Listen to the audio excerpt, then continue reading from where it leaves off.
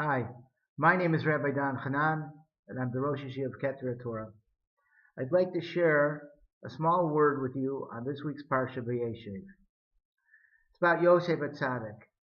He got sent to Mitzrayim, and he ended up in the house of Potiphar. And while he was there, things started getting a little bit easy for him. He started thinking of himself as a Moshe, as a guy who was in charge of a lot of stuff. And he started, according to Rashi, playing with his payas. Midrash brings down that Yosef was playing with his payas and combing his hair, looking in the mirror, eating good food. And Hashem got upset with him. He said, "You're acting as if nothing's wrong, and your father is sitting in mourning. I'll send a bear to get you." Rashi brings down this midrash. I'll send a bear after you. Who is that bear? Parshas Potiphar. Yosef Atzadik, just to give you an idea of how handsome he was, Parshas Potiphar had all her friends sitting at a table, her girlfriends, and she gave them all a very sharp knife and some fruit to peel. And then Yosef walked into the room. Every one of them looked at Yosef and forgot what they were doing, and they cut their fingers. Not cutting them off, they just cut their fingers. That's how handsome he was. He drew so much attention. And Parshas Potiphar wanted him badly. She understood that maybe there's some special neshama that will come out from him. So she devised a plan, and she waited until everybody was gone on one of their chagim, one of their Avodah Zorah chagim, and no one was home.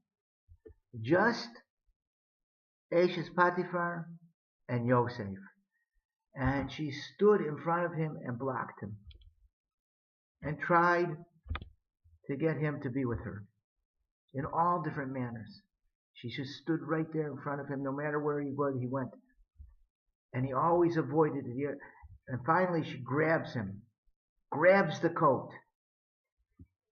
and he slips out of the coat and he runs away.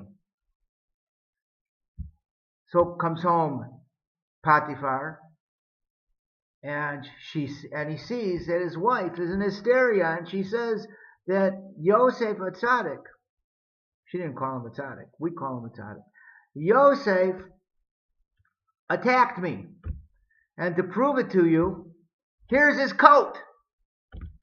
So we all know the rest of the story. They got him, they threw him into the jail. But the question is, why did he leave his coat? He's stronger than her. He knows it's incriminating evidence. Why did he just slip out of it and run away? Grab the coat and go. She's not going to stop him. Then there's no evidence. There's no problems. Why did he leave his coat? The answer is, any struggle that he would have put up with her, any back and forth, who knows where that's going to lead? You know the old saying, if you want to win an argument, avoid it. Because if you start answering back, then what's going to happen? You don't know what the other person is going to respond. And then it escalates out of control. So if he would have pulled the coat, she would have pulled back, and sure, he could have pulled it out of her hands, but why get involved? She's a very beautiful, attractive woman. Why get involved? Why start? The fact that he would even start is setting himself up for a test that he might not pass. The only way out of a test, the best way out of a test, is to avoid it completely at any cost. He knew that it's better to leave his coat there, as incriminating as it is, rather than get involved in an emotional upheaval, an emotional attachment to Ashes Potiphar, even if it's just pulling the coat from her. You see this is in society, how often people fall down in society. Marriages are broken up, things happen just from a little tiny thing between two people that shouldn't be together, that shouldn't be talking, that shouldn't be sitting together, that shouldn't be relating to each other. On any test. We learn from Yosef HaTzadik. Don't think that you're above any test that comes by. Better not to be tested at all. Of course, we know that Hashem gives you a test. You can pass that test. But no one says that you have to run into a test and ask to be tested and get involved with it. So everybody should have a bracha, that they should understand this. They should have the strength to be a hero, the hero that runs away from a test rather than goes in and tries and thinks he's the Gibor. Because the Yetzer Hara can beat us all. He knows our price. He knows what to do. Have a good Shabbos.